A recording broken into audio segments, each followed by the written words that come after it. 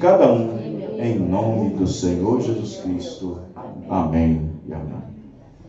Muito bem, nós vamos tomar as Escrituras no livro de 2 Pedro, capítulo 3,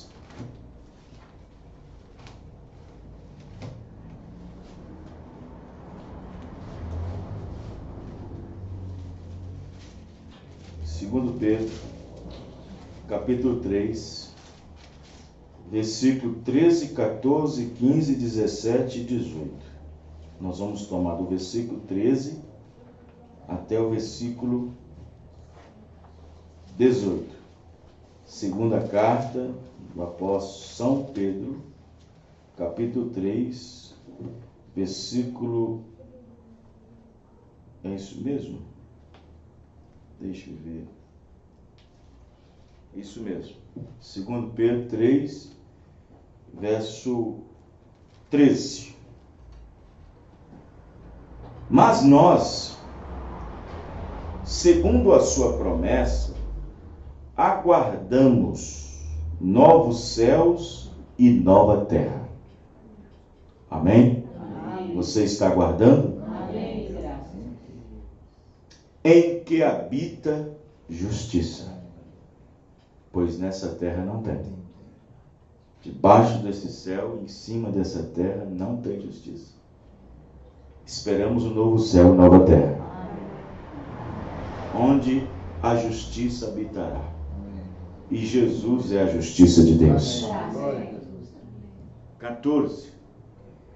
Pelo que, amados, aguardando estas coisas, aguardando o quê? Novos céus e nova terra. Procurai que dele sejais achados imaculados e irrepreensíveis em paz. E tede por salvação a longanimidade de nosso Senhor, como também o nosso amado irmão Paulo vos escreveu segundo a sabedoria que lhe foi dada. Falando disto, como em todas as suas epístolas, entre as quais há pontos difíceis de entender, que os indoutos e inconstantes torcem igualmente as outras escrituras, para a sua própria perdição. Vós, portanto, amados, sabendo isto de antemão, guardai-vos de que, pelo engano dos homens abomináveis, sejais juntamente arrebatados e descaiais da vossa firmeza. Antes, crescei na graça e conhecimento de nosso Senhor e Salvador Jesus Cristo.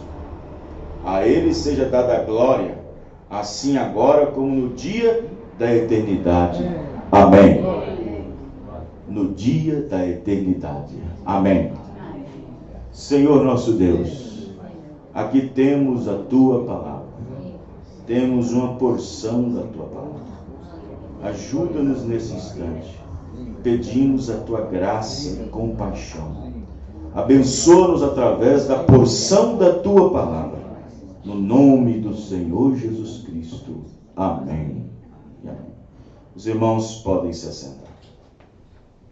Nessa noite eu quero falar um pouquinho sobre ministros que são comprometidos por causa da sua própria igreja. Você pode perguntar assim, mas pastor, uma igreja pode comprometer o pastor? Claro. Claro que pode. Em várias questões. Se o profeta disse uma vez, ministro, não vá se comprometer com os membros. Então, existe a possibilidade e existem ministros que, infelizmente, têm uma vida comprometida de dois lados. Comprometida com a palavra, num certo ponto, e comprometido com a igreja, em outro ponto. Quando se fala da igreja, estou falando de determinados membros, de determinadas pessoas. Quem está me entendendo? Amém. E, no entanto, O profeta disse que quando um ministro se compromete com um membro na igreja, ele fica à mercê daquele membro. Dá a entender que aquele membro tem pastor nas suas mãos. Tem um pastor na sua dianteira. Se é que os irmãos estão entendendo. Amém. Mas vamos observar aqui. Todos nós sabemos que estamos vivendo num tempo de total corrupção. Essa corrupção, ela é uma corrupção generalizada. A palavra corrupção, primeiro, é definida no ato de corromper. O corrupto é definido no seu ato de corrupção. E uma coisa que se corrompe é uma coisa corroída, destruída, destroçada. Em outras palavras, uma coisa que está corrompida, ela não está no seu equilíbrio correto. Ela está deformada, desequilibrada. E como nós estamos vivendo exatamente nos tempos da apostasia, porque a nossa geração, além de ser uma geração corrupta, é também uma geração apóstata. E esta apostasia, ela chegou dentro da igreja, e isso há muitos anos. Mesmo antes do profeta irmão Branham começar o seu ministério, a apostasia já estava aqui. Se não tivesse apostasia aqui, para que profeta? O profeta vem quando tudo está mal. Quem entender, irmãos? Amém. O profeta surge quando tudo está indo mal. Deus não envia profeta por enviar. Deus não envia profeta só por enviar. Não. Deus envia profeta, como diz o irmão Branham, quando tudo está indo mal. Toda vez que Deus enviou um profeta é porque o povo se encontrou num estado de corrupção. O povo entrou num estado de corrupção. Por isso que em Provérbios 28, verso 19, diz: não havendo profecia, o povo logo se corrompe. Não é assim, irmãos? A ausência da voz direta de Deus faz com que o povo haja corrompidamente. Faz com que as pessoas percam o rumo das coisas, dos ideais, da adoração, de como adorar a Deus, de como servir a Deus. Aí, quando o povo está totalmente desprovido da direção de Deus, é aí que Deus entra em cena, quando aparece em cena um profeta, e esse profeta, com o peso da palavra, traz a mensagem da hora, e aqueles que devem ser alcançados pela palavra para restituir aquele culto a Deus, para restituir aquela adoração a Deus, voltar os seus pensamentos para Deus, aquele a quem vai ser alcançado, será alcançado. E cremos que nessa mensagem que Deus enviou, cremos que aqui estamos nós alcançados por essa graça, por essa misericórdia de Deus. Então, toda vez que as coisas andam mal, é necessário um exame, é necessário um diagnóstico de Deus para ver onde está a causa. Você não procura médico por procurar. Existem pessoas que procuram médico, mesmo não estando doente, apenas para fazer um check-up. Ele vai ali, faz um check-up, olha o coração, olha o pulmão, olha a visão, olha outras coisas, e no entanto ele não está doente. Mas geralmente quando uma pessoa está doente, é porque algo dentro do seu corpo não anda funcionando bem. O seu organismo está detectando e o corpo está mostrando que tem alguma coisa errada em algum lugar naqueles membros do corpo ou nos órgãos daquele corpo. Então, quando isto não está bem, requer o exame de um profissional. Requer alguém que estudou para aquilo. Requer alguém que estudou a anatomia do corpo humano, que estudou as células e que estudou tudo para ver onde está o problema. Através de exames de imagem, através de exames coletados, ou qualquer que seja a forma de examinar aquele homem.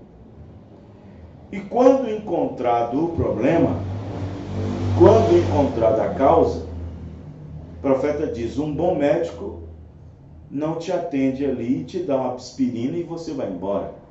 Um bom médico, ele te atende, ele te examina e até procurar a causa. E depois trabalhar em cima da causa. Amém, irmãos? Amém.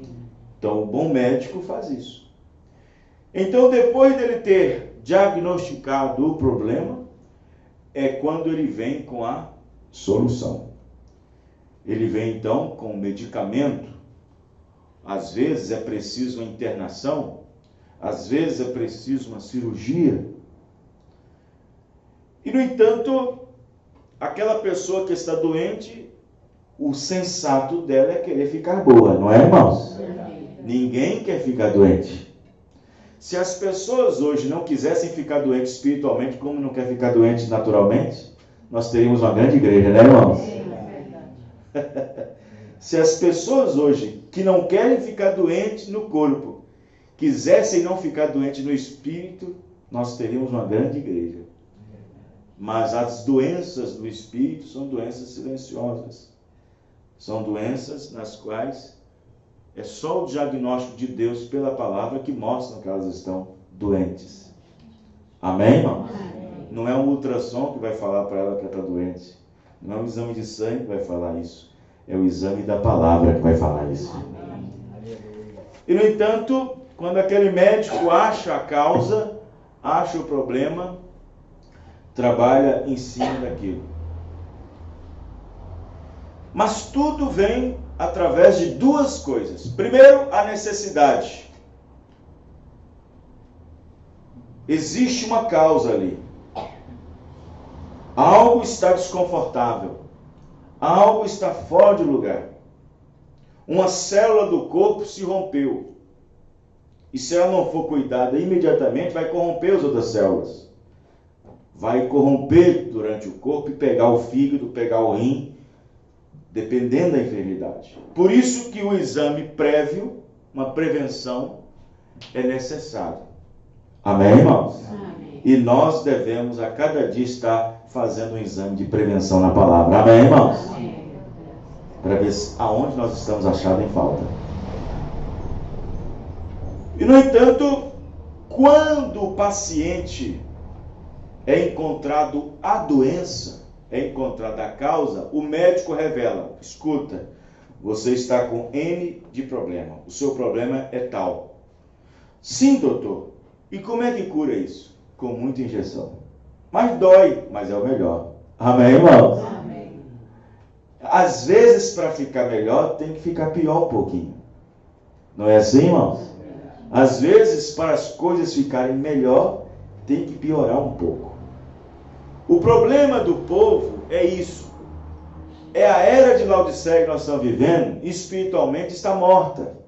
Ela não consegue ver que está nua, não consegue ver que está cega, não consegue ver que é um desgraçado, não consegue ver que é pobre, não consegue ver a desgraça miserável dela, e pensa que tem alguma coisa, e no entanto é desgraçado, pobre, miserável, cego e nu. É doente. Quem é entendendo, irmãos? Amém. O diagnóstico de Deus é esse. Deus a diagnosticou. Deus deu um diagnóstico à era de Laodiceia. E esse diagnóstico detalhadamente, Deus então pesou a igreja na balança da palavra. E ela não passou no filtro. Os irmãos, irmãos? E ela não passou no filtro da palavra. Então, quando Jesus Cristo estava levando para dentro a cura, eles disseram: nós não queremos ser curados. Jesus, com a cura na mão, não permitiu ele entrar para dentro com a cura na mão. Os irmãos, bateram a porta na cara dele, enquanto que Jesus Cristo ficou do lado de fora e eles ficaram internados do lado de dentro. Os irmãos, doentes, espiritualmente falando, e o médico com a cura na mão, e o médico com a receita na mão. Amém, irmãos? Deus viu a era de Laodiceia e disse: olha, ela é miserável, pobre, desgraçado e nu e não sabe. Então vou prescrever para ela uma receita. Vou enviar Malaquias 4, 5, 6 para ela. Amém, irmãos? Vou dar ela, tomar uma Malaquias 4, 5, 6 todo dia. Tomar Mateus 17, 11 todo dia também. Tomar Apocalipse 10, 7 todo dia. E tomar Atos 2, 38. Então a receita está aí. Amém, irmãos? A receita foi passada. A receita foi passada. E, no entanto, a pessoa tem a receita na mão. E ela vai procurar na farmácia Batista. Não, aqui não vende isso.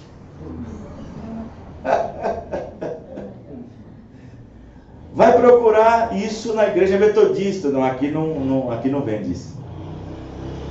Vai procurar na farmácia pentecostal. Diz: não, aqui nós não vendemos isso. Aqui nós nem conhecemos isso. Esse tipo de remédio não existe. Tem sim. Tem sim. Aí o que acontece? Nenhuma farmácia metodista, presbiteriana, nem para fazer um remédio, nem para fazer como é que fala? Nem manipulado acha. Nem genérico. Não acha. Aí nós temos que levar essa receita para alguém avaliar ela para nós. E aonde nós levamos? Levamos para o William Marion Branham. Amém, irmãos? Amém. Ele leva para o William Marion Branham. E o William Marion Branham, o profeta para esta era, mostra para nós. E então avalia a receita, havia receita para nós, e assim dá o remédio para nós, dá o soro para nós, e nós estamos curados. Amém, irmãos? Amém. Sim, nós estamos curados. Amém. Nós não estamos mais nesse hospital de pestilência espiritual.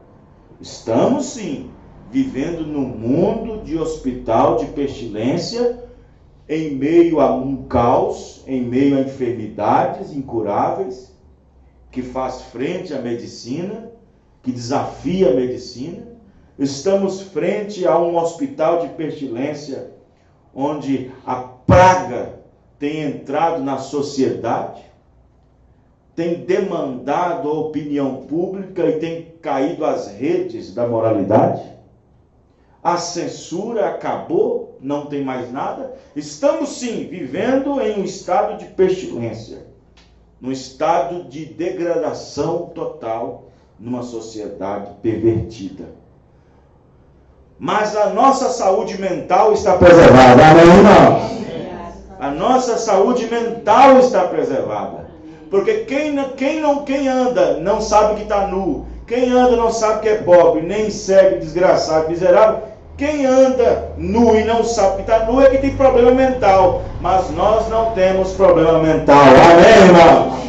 O nosso psíquico espiritual está correto. está correto. O remédio que nós tomamos, ele é controlado. Amém, irmãos? Ele é controlado.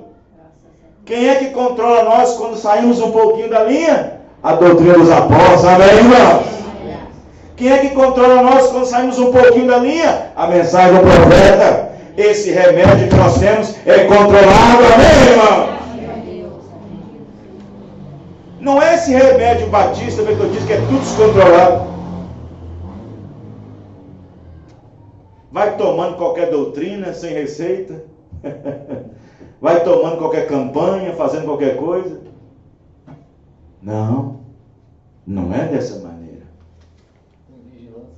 Não tem vigilância. Não há nenhuma vigilância. Então observe bem que nós estamos vivendo exatamente num tempo difícil. Era desgraçada, miserável, pobre, cego e nu. Apocalipse 3, verso 18 a seguir. É uma era terrível. É a era que o diagnóstico de Deus foi mais pesado para toda a era. De todas as eras, foi o diagnóstico mais pesado. Não complicado, mas pesado. Existe diagnóstico que o médico quebra a cabeça naqueles exames, não acha o problema. Não digo que esta era, o diagnóstico foi complicado. Não foi, porque Deus viu as suas deficiências. O mundo não vê. O mundo está tudo bem. O mundo está tudo ok. As igrejas está tudo ok. Não vê nada, está tudo bem. Tem nada a ver, está tudo tranquilo. Tem nada a ver, o que tem? É assim que o mundo religioso está vendo o mundo. Mas Deus não vê o mundo dessa maneira. Amém, irmãos? Deus não viu o mundo dessa maneira. Deus então viu que esta era, que estava totalmente, está. Quem não está doente espiritual é só o eleito ou eleito, irmãos. Só aqueles que foram alcançados pela misericórdia do Senhor. Esses não estão de forma alguma no quadro desta era rica, desta era deplorável, desta era que subjuga ter tudo e ao mesmo tempo a Bíblia diz que ela não tem nada. Nós não temos casa, não temos prata e não temos ouro, mas nós temos a mensagem. Amém, irmão? Nós temos a mensagem. E a mensagem é o suficiente para nós nessa terra. A mensagem é o suficiente.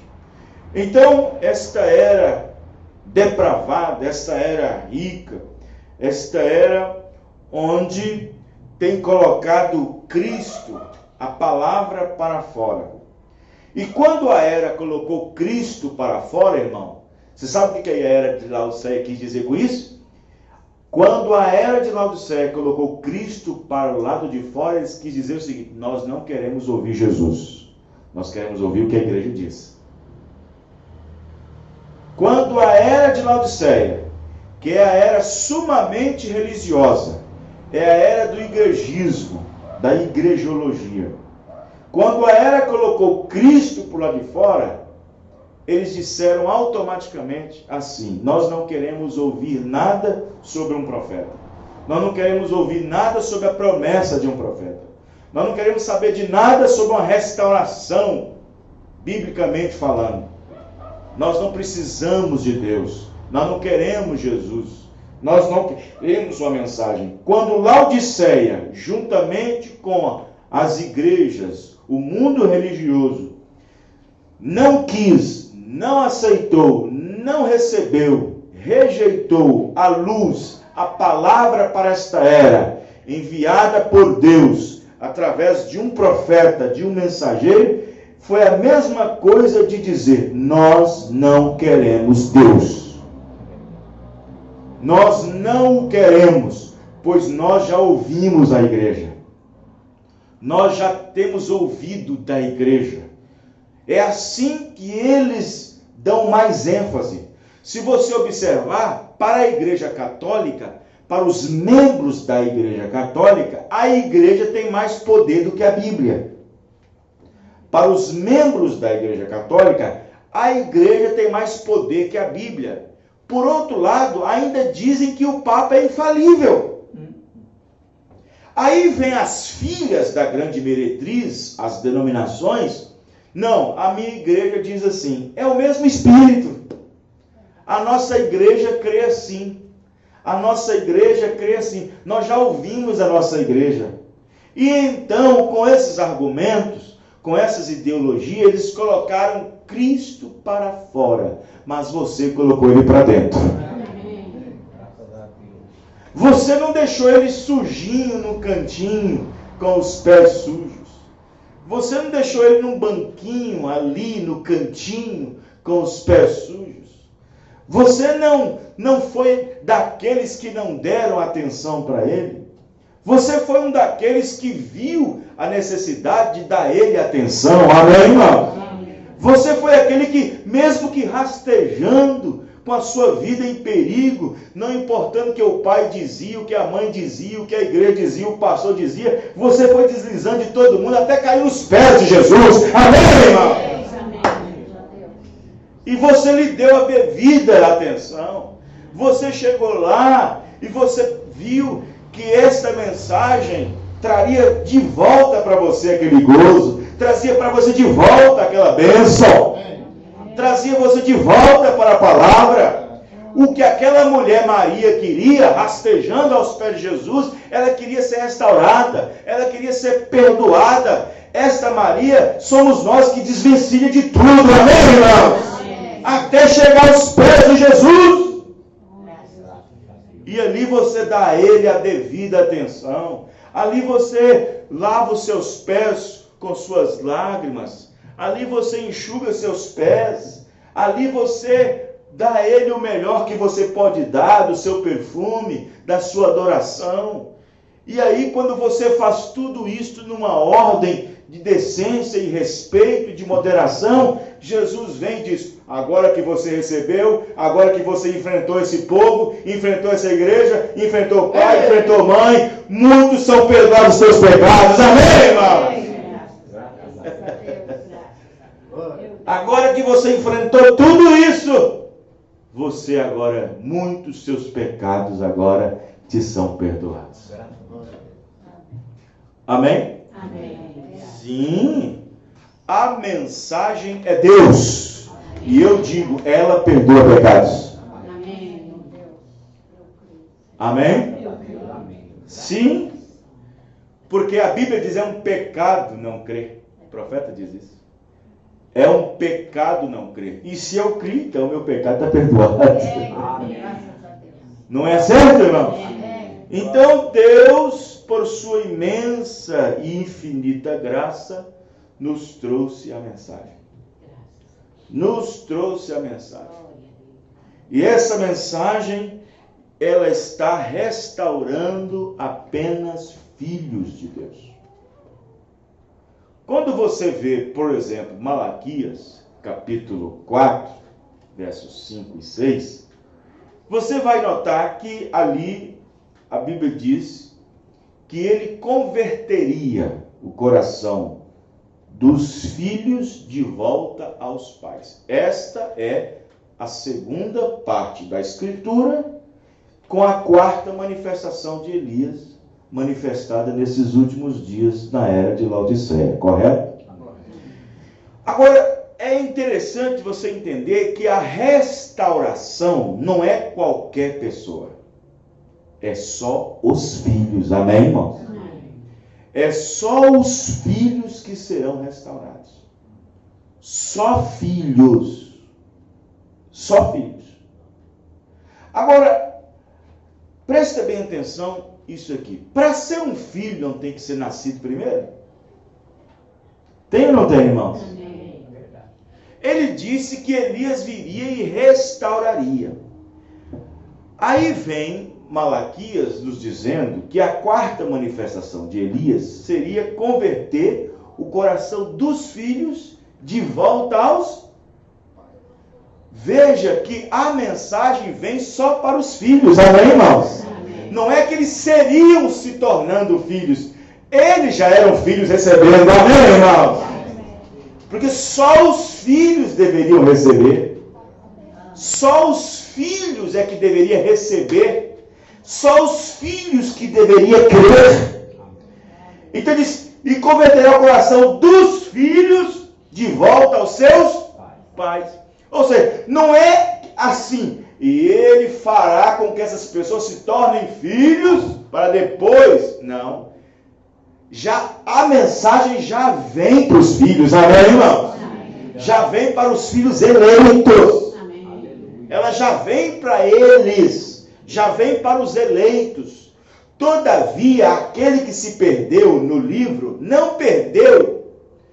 Ele apenas se distanciou. Ele não se perdeu do livro. Os irmãos, entendendo? Ele não se perdeu do livro.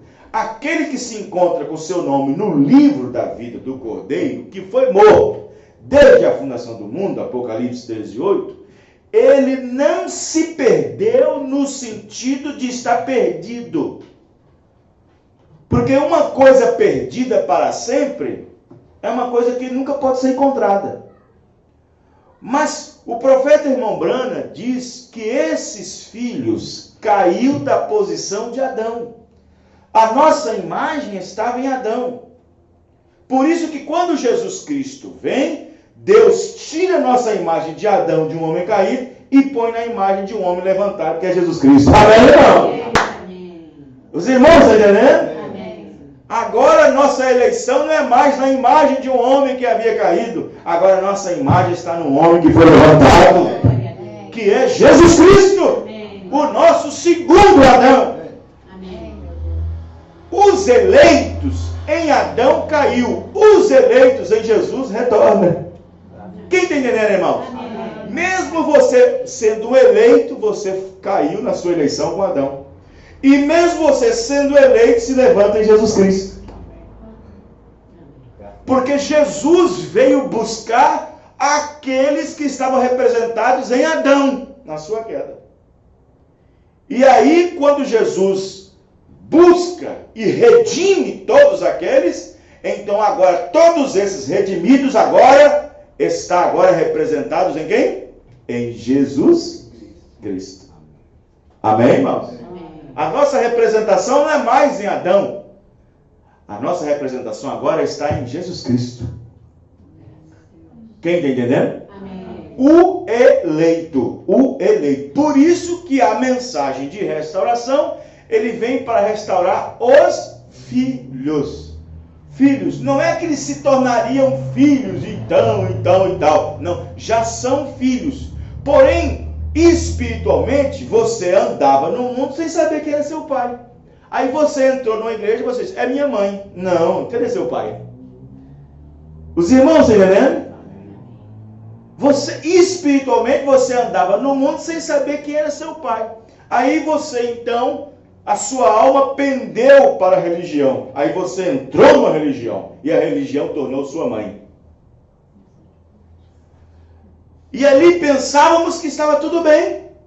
Porque nós, o eleito como a águia, gostava do calor da galinha. Amém, irmão? Amém. Estava chocando. Gostava do calor da galinha. Sim, eu aprendi muita coisa da denominação. Amém, irmãos? Eu fui muito abençoado com o calor pentecostal, com o calor da denominação, e agia como se fosse um deles. Mas a águia, amém, irmãos? Amém. A águia precisava ouvir um grito, precisava ouvir uma voz. Aleluia. E a voz não é de uma mãe, a voz é do Pai, amém, irmãos? E aí, aquele filho guardando aquela semente que estava dentro, a restauração chegou para ele. Os irmãos, tá entendendo? A mensagem não vai ao encontro de qualquer um. A mensagem vai ao encontro de um. Não de qualquer um, mas vai ao encontro de um. Amém, irmão? Vocês entenderam isso aqui? Então, observe bem que nós estamos vivendo exatamente neste tempo. Este tempo onde a noiva do Senhor Jesus Cristo está sendo a cada dia sendo adornada. O que significa adornada, pastor? Que a cada dia ela está sendo vestida. Os irmãos estão compreendendo? Hoje nós estamos vestindo-nos um pouquinho. No culto passado vestimos um pouco.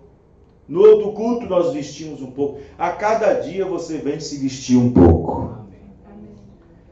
Eu não diria revestir a palavra certa, mas vemos aqui para nos revestir. Amém? Amém? Nos revestir. Porque já estamos vestidos. Já estamos vestidos. Precisamos revestir. Noé já estava vestido por dentro com a arca, mas ele precisava revestir ela com o betume. Quem entendeu, irmãos? Ele já estava vestido dentro da arca. Ele estava coberto com a arca, mas ele precisava revesti-la. E nós a cada dia estamos nos revestindo. Revestindo, isso quer dizer procurando aqui um buraquinho, para ver se... procurando uma brecha aqui, procurando uma falha ali, procurando uma deficiência ali. Amém, irmãos? Amém. Revestindo, porque o revestimento é para isso. O revestimento numa casa é para fechar os buraquinhos, não é, irmão? O revestimento é para fechar as lacunas, fechar os buraquinhos. Isso é o revestimento. Então estamos aqui a cada dia nos revestindo. Com uma porção hoje, com uma porção amanhã, com outra porção depois. A cada dia nós viemos aqui revestir. Mas pastor, é um pouquinho de pessoas, é um grupo tão pequenininho, mas é o que Deus nos tem. Ah, se as pessoas soubessem o que tem aqui dentro. Ah, se as pessoas soubessem o que é pregado aqui dentro. Ah, se as pessoas soubessem o que é ensinado aqui dentro. Portanto, isso é para você. Isso é para mim. Isso é para você que não rejeitou o convite de Deus para estar aqui. Porque o diabo, muitas vezes, pode colocar na cabeça de você ou na cabeça de alguém. Ah, mas hoje é terça-feira, está fazendo frio, não vai com ninguém, vou deixar passar. Isso é o diabo. Não aceita o diabo. Aceita Deus. Amém, irmão? Amém. Aceita Deus. Não aceita o diabo. O profeta irmão Branham disse assim, ó. Qualquer voz que vier no seu ouvido ou qualquer pensamento que não seja de Deus, pode ter certeza que é o diabo. Os irmãos, né? Pode ter certeza que é o diabo. Vou dar um exemplo aqui. Se você estiver em sua casa, sentadinho no sofá, chegando a hora de vir para o culto, e bater um sentimento em você, ah, eu acho que hoje não vou no culto não. Pode ter certeza que essa voz não é de Deus. Essa voz é do diabo. Essa voz não é de Deus. É uma voz do diabo. Porque Deus jamais iria contra ele mesmo. Amém, irmãos? Deus jamais diria para você, não fique em casa, pode ficar em casa hoje. Deus jamais falaria isso. Deus jamais falaria isso. Não, fique em casa hoje, não vai no culto hoje não. Deus jamais falaria isso. Quem tem que falar? É o diabo. Então observe bem que nós estamos vivendo num tempo em que nós temos que revestir. Como o irmão Rafael falou. De toda a armadura de Deus. Toda a armadura. Não é apenas calçar a bota, não. Não é apenas calçar a luva, não. Não é apenas colocar o capacete, não. É de toda a armadura. Amém, irmãos? De toda a armadura de Deus. Então, tem muita gente que pega o capacete, mas deixa o corpo todo descoberto. Os irmãos, né? Tem muita gente que pega o calçado, o sapato, e deixa tudo aberto por cima. Outros só levam o escudo. Está tudo desprotegido. Não, a Bíblia diz que temos que revestir de toda a armadura de Deus. De toda a armadura. Agora, para que serve a armadura? Procura depois. Para que serve uma armadura? Uma armadura serve para duas coisas. Primeiro, para lutar. Segundo, para se defender. Amém, irmão? Amém. A armadura serve para poder lutar contra o inimigo. E a segunda, para se defender do próprio inimigo. Os irmãos entendem? Com a armadura você ataca e com a armadura você defende. Os irmãos entendem? Não pense em você que o inimigo não vai te atacar. ou acertar. Ele pode até te acertar, mas acerta no capacete, acerta no escudo. Amém, irmãos? Os irmãos, né? Agora, se você não tiver vestido, esse é o problema. Ele joga um dardo lá. Se você não tiver com a couraça, com o capacete da justiça, aquele dardo inflamado de pensamento negativo entra na sua mente. Aí você começa a ter pensamentos estranhos, sentimentos estranhos, porque você está atacando o diabo, mas sem armadura. Ele lança uma seta e você não tem o capacete, não tem aquela cobertura do Espírito Santo, aí ela entra com a imaginação, entra com o pensamento, entra com a ideia. Que entendeu, irmão? Amém. Temos que estar totalmente revestidos. Toda a couraça da justiça. Temos que estar revestidos de toda a armadura de Deus. Amém. Para poder enfrentar os dardos do maligno, as flechas do maligno, né? Se você está calçado com as botas, com os calçados do Evangelho, você então pode pisar em determinados lugares e aquilo não te irá, não te picará e assim por diante. Tem muitas coisas que o cristão ele precisa apenas desse revestimento. O profeta Irmão Branham ensinou que a arca estava bem apropriada. O profeta disse que a arca ficou pronta. Ele fala até uma data e tudo mais. E ali a arca estava prontinha. Noé teve o cuidado de juntar cada madeira uma na outra. Não pense você que a arca era de madeira serrada, como vocês veem nos desenhos, os quadros pintados na casa. Os irmãos, né? Noé não tinha serra elétrica. Noé não tinha serra elétrica, não tinha serrote.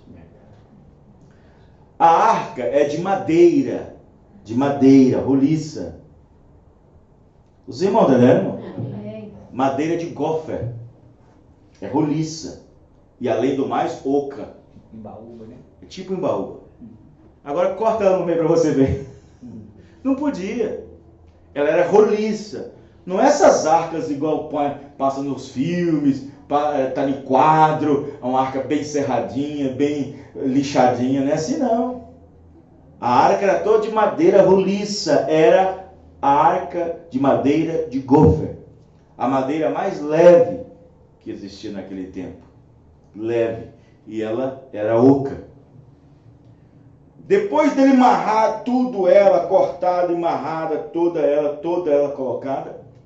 Se não tinha serrote, não tinha prego, tinha amarrado. Então, e aí, depois disso, depois de tudo pronto, ele então veio com betume. Ele pegou um balde grande, um balde gigantesco, assim, com seus filhos, ia lá no meio da floresta, tinha outro pé de árvore, na qual ele extraía o betume. E ele pegava aquele betume, uma forma de resina, não podia muito tempo demorar. Não podia muito tempo demorar porque ela endurecia, a resina endurecia. Tinha que pegar aquela resina e imediatamente já levar e já passar o pincel, porque ela endurecia, ficaria rígida. Quem entendeu, irmão? Então, irmão, não demora muito com esse betume, não demora muito com o Espírito Santo, amém, irmãos? Senão você seca espiritualmente. Não demore muito com o Espírito Santo, senão você seca espiritualmente. E aí eles iam imediatamente, quando aquilo enchia, já iam imediatamente, e ali eles viam, pegavam aquele negócio, tipo um pincel, e passavam por todos os cantos. Como as frestas eram um pouquinho grandes, o betume era bem resinado, bem grosso, aquilo fechava todo o negócio, e passava tudo. Um trabalhão, deve ter dado mais ou menos 2.000 litros, ou mais, de betume para betumar aquela arca inteira. Os irmãos, né, irmãos? Então, o profeta irmão Branham disse, Noé fez a arca da construção certa, Noé fez as medidas certas, o tamanho certo, a largura certa, a altura certa, tudo certinho. Se Moisés dissesse assim, Senhor, eu fiz tudo certo, isso não te dá garantia de salvação. Senhor, eu batizei correto, tomei a Santa Ceia correta, entreguei meu dízimo correto, fui no culto todo dia, lavei os pés, leio a mensagem, leio a Bíblia. Isso garante alguma coisa? Não. Não garante.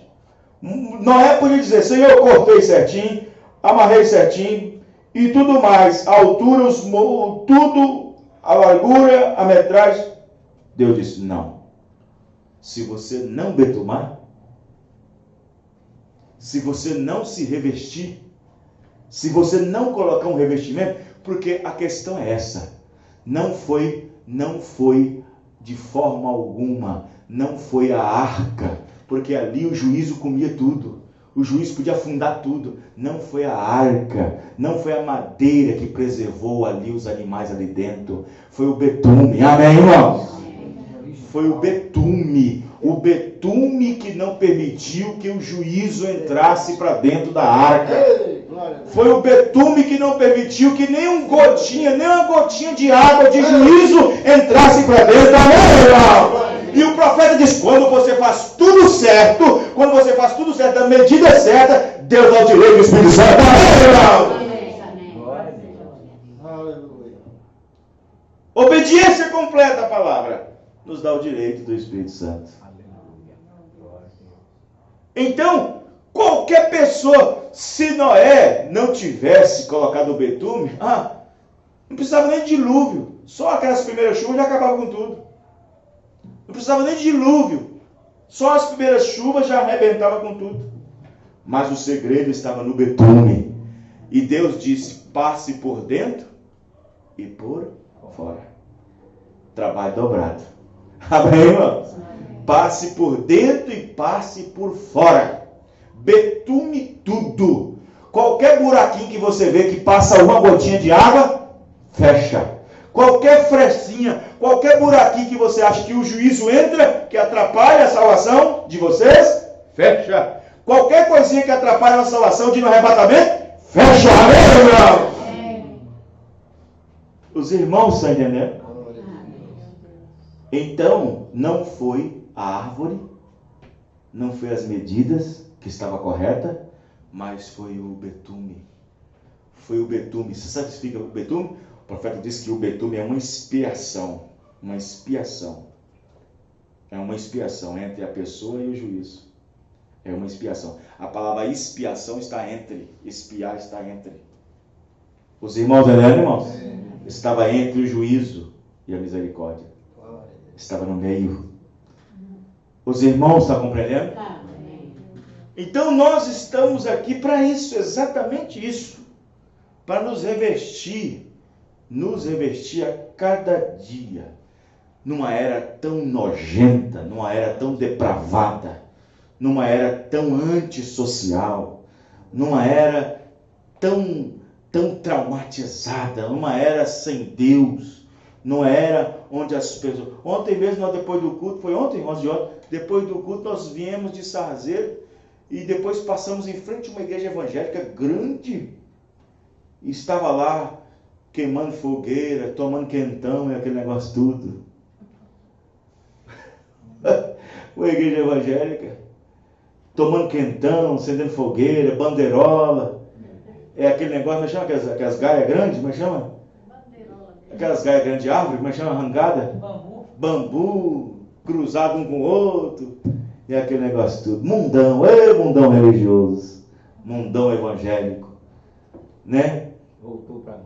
Tudo. No mundo que as pessoas não querem saber de Bíblia, não querem saber da palavra, não querem saber das escrituras. Quando você aponta uma escritura para alguém, está fadigado, está cansado, não querem saber de ler, e assim por diante. Elas não querem. Hoje mesmo pela manhã, foi hoje pela manhã, um rapaz num grupo, de outro grupo que eu tenho, que eu entrei, e tentando alimentar a ideia trinitariana da Santíssima Trindade. no conceito do batismo, Pai, Filho e Espírito Santo introduzido à igreja. E eu fui mostrando Bíblia, mostrando a deidade, quem era Deus e quem foi Deus e o que é Deus, até que ele desistiu porque ele não queria examinar. Não tinha o cuidado de examinar, não quer examinar. Os irmãos entendem? Nós estamos chegando num ponto em que os filhos de Caim estão se comportando da maneira que seu pai comportou. A semente de Caim religiosa sabe adorar a Deus, sabe cantar melhor que nós, claro.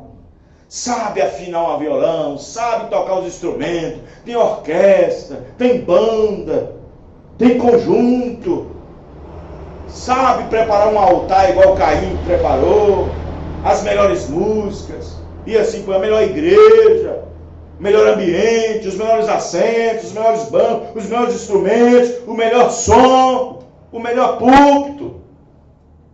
Sabe preparar um culto como seu pai Caim. Isso. Mas na hora que Deus diz, olha, está tudo certo o teu altar, porém tem uma coisa, não combina com a revelação. E na hora que Deus dá o diagnóstico, dizendo, olha, faz certo que eu te recebo. Ele diz, não, vou ficar com a minha igreja. Vou ficar com a minha igreja. É aqui que eu aprendi, é aqui que eu nasci, é aqui que meu avô nasceu, é aqui que meu pai também viveu, minha vovó, é aqui também que eu estou indo do mesmo jeito. Deus disse para Caim, o pai deles, faz o que é certo e eu te recebo. Faz o que é certo, doutrinariamente faz o que é certo. Não! Caim disse, não, eu vou ficar com a minha intenção de fé. Vou ficar com a maneira que eu vi, que eu concebi, que eu recebi. Vou ficar com a maneira que eu entendo. Vou ficar com a minha maçã. Eu vou ficar com a maçã. Vou ficar com a ideia da maçã. Vou ficar com a ideia da maçã porque me apraz, combina comigo. É isso que está acontecendo nas igrejas. É isso que está acontecendo com o mundo evangélico. O mundo evangélico. Quando Deus entra em cena, quando a palavra entra em cena, quando a mensagem entra em cena, quando o profeta entra em cena, ele diz, nós já temos igreja, vamos ficar com o que a nossa igreja diz. Vamos ficar com o que a nossa denominação diz. Deus vem e diz, faça o que é certo. Não, vamos ficar com o que a nossa igreja diz. Mas o batismo é esse. Pode até ser, mas eu vou ficar com a minha igreja diz. Mas a Santa Ceia é essa. Não, pode até ser, mas eu vou ficar com a minha igreja diz. Teve um que falou assim, eu acho que o batismo no meu Cristo está certo mesmo, mas eu vou ficar com a minha trindade mesmo. Falou desse jeito. Já falaram comigo também. Já falou com você também? Já. Teve um filho de Caim que falou desse jeito. Falou assim, eu sei que o batismo em nome de Jesus Cristo está certo, mas eu vou ficar com a trindade mesmo. Ele quis dizer o seguinte, vou ficar com Roma, vou ficar com um dragão, vou ficar com a antiga serpente. Ele quis dizer assim, em outras palavras, no final, vou ficar com o diabo. Porque ficar com a doutrina errada é ficar com o diabo. Ficar com doutrina que não tem nada a ver com a doutrina dos apóstolos é ficar com o diabo. Na marca do presidente do Brasil, né? É ficar com o diabo. Qualquer doutrina errada que a pessoa aceita, ela pode até aceitar ignorantemente, na sua ignorância, sem saber. Mas quando aquilo é mostrado para ela, para fazer o que é certo, foi por isso que Deus deu uma chance para Caim, irmão. Foi por isso que Deus deu uma chance para Caim. Porque, sinceramente, Caim estava fazendo o que ele entendia. Deus olhou para a sinceridade de Caim.